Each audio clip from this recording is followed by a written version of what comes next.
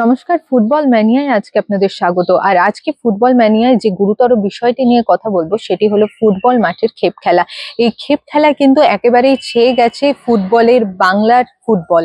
আর সেই কারণে বেশ চিন্তিত বিভিন্ন কর্মকর্তারা এবং ফুটবলের বিভিন্ন সংস্থারা। তার কারণ হচ্ছে শনিবার এবং রবিবার হলেই প্রচুর মানুষকে এবং খেলোয়াড়দেরও কিছু কিছু খেলোয়াড়দের দেখা যায় ফুটবলের মাঠে খেপ খেলার দিকে ঝুঁকতে। তার কারণ হচ্ছে যদি একটা খেপ খেলা হয় সেটি কিন্তু ৪-৫টি ম্যাচের সমান টাকা বা ৪-৫টি ম্যাচের সমান যে পুরস্কার, তাছাড়াও অন্যান্য যে ঝামেলাগুলো সাধারণ ফুটবল মাঠে তাদের ফেস করতে হয় সেটা কিন্তু একেবারেই খেপ খেলায় তাদের ফেস করতে হচ্ছে না।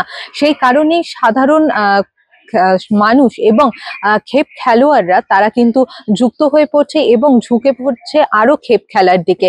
খেলোয়াড়দের বলাই হয়েছে যে আইএফএ থেকে তারা যদি কোনোভাবে এই টুর্নামেন্টের সাথে যুক্ত আছে সেটা সামনে আসে তাহলে কিন্তু তাদের গুরুতর শাস্তি হবে। তবে এই খেপ খেলা এই বাংলায় এত বড় জায়গায় খেপ খেলার সাথে কোন খেলোয়াড় যুক্ত তার দিকে নজর রাখবে কে? আর এই ধরনের খেলার সাথে যুক্ত যারা রয়েছে তারা কিন্তু যথেষ্ট সচেতন ভাবে এই খেলাটাকে চালিয়ে যাচ্ছে। আর এই খেলার দিকে ঝোঁকার কারণও যথেষ্ট রয়েছে। তার কারণ হচ্ছে তাদের যে পুরস্কার দেওয়া হচ্ছে, কখনো সোনার চেইন, কখনো সোনার আংটি, আর ম্যান অফ দ্য ম্যাচ হলে তো তাদের গরম গরম নগদ টাকা চলে আসছে একেবারেই তাদের হাতে।